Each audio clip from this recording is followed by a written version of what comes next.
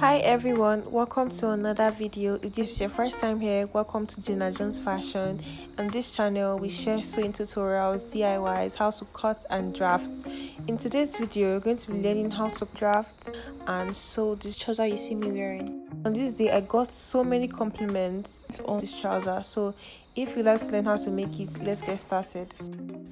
So you're going to grab your pattern drafting tools, your paper, your marker, your tape and your front curve. Then from the top of your paper you're going to mark down 1 inch and draw out your horizontal line. That line will serve as the waistline. Then from the side of the paper you're going to mark in 2 inches from the top to the bottom and draw out a vertical line. The next thing you do is from your waistline you're going to take out 1.5 inches. That 1.5 inches will serve as the waistband we're going to add at the end. So the first thing you're going to mark is your hip point. For me, my hip point is 10 inches, so go ahead to rule out your horizontal line, still maintaining the 1.5 inches take out from the waistline. You're going to mark your crotch depth. For me, my crotch depth was 13 inches, so go ahead to draw out your horizontal line.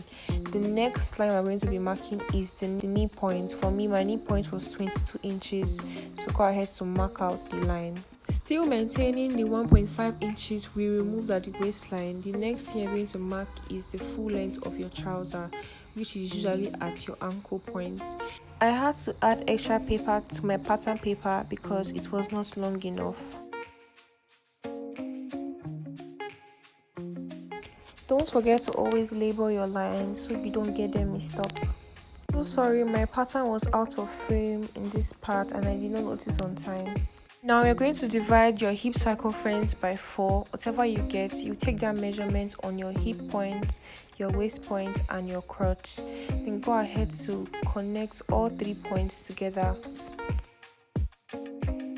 The next thing you do is to go to your crotch line, and from that line we just drew, you're going to extend your crotch by 2 inches. So go ahead to measure 2 inches, and then from this angle you see me pointing out, you're going to raise it by 1 inch. Just watch the way I place my tape. So you just mark 1 inch and then connect the 3 points together.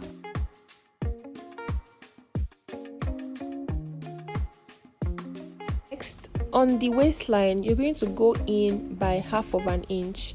Just watch what I'm doing here. Mark 1 inch and then connect it to the hip point, just like this.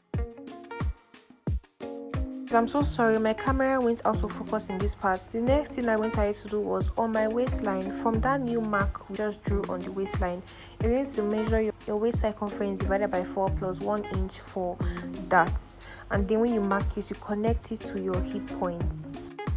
Next, you're going to get the midpoint between these 2 red dots.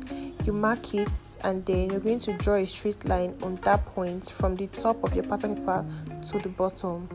To make it easier for me and so my line will be accurate, I measured the distance between these 2 points and then did the same for the top, which is my waistline, and then just ruled it out and connected it to the hemline. On the knee line, you're going to divide your hip circumference by 4 minus 1/2 inch. Whatever you get, you're going to divide that answer by 2 and mark 1/2 to the left and 1/2 to the right from that midpoint. Okay, on the hemline, do the same thing, only that you're going to divide your hip circumference by 4 plus 1/2 inch. Whatever you get, you divide it by 2 and mark 1/2 on both sides. The next thing is to go ahead and connect all the lines together from the crotch, connecting down to the knee and then the hemline.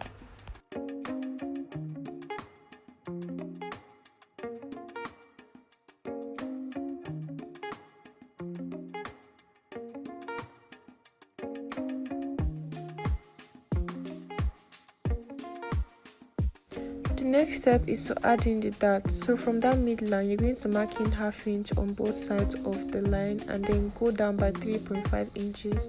Then go ahead to connect your dart legs and you have your dart already. So moving on to the back pattern, I've gone ahead to label all my lines: my waistline, hip point, crotch, knee length, and the hemline. So I'm just showing you that I already took out the 1.5 inches when I was measuring all my lines. So I went ahead to cut out my front pattern, and now I'm just placing it on my back pattern and making sure that all the lines are lined together from the waist down to the hemline.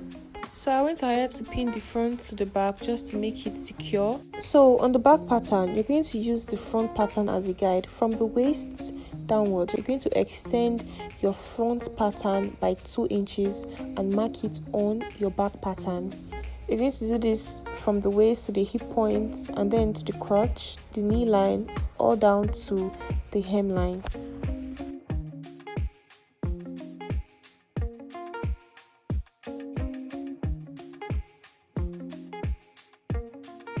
So after dotting the 2-inch mark, I went ahead to rule out the lines and connect all the dots together. You have to do this process very carefully so you don't make any mistake or have any odd looking curve.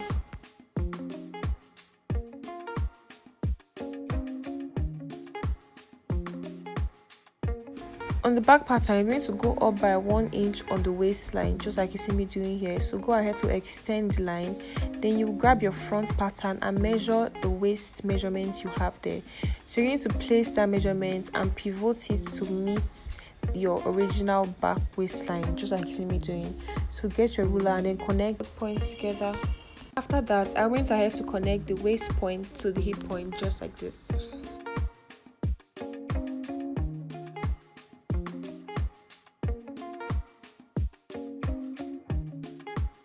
To get the darts on the back, you're going to get the midpoint on your waistline, just like you see me doing here. When you get the midpoint, you're going to then mark it and then measure 1/2 inch on both sides of that line, then come down by 3.5 inches, and then you can connect your lines, and there you have your darts.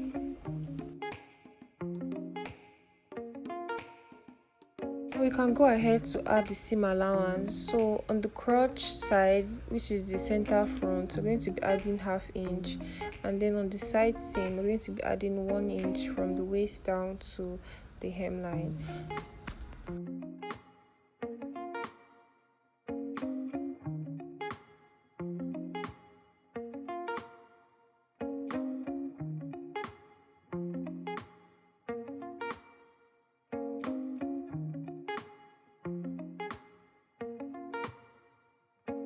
On the waistline as well, we're also going to mark up 1/2 inch for seam allowance.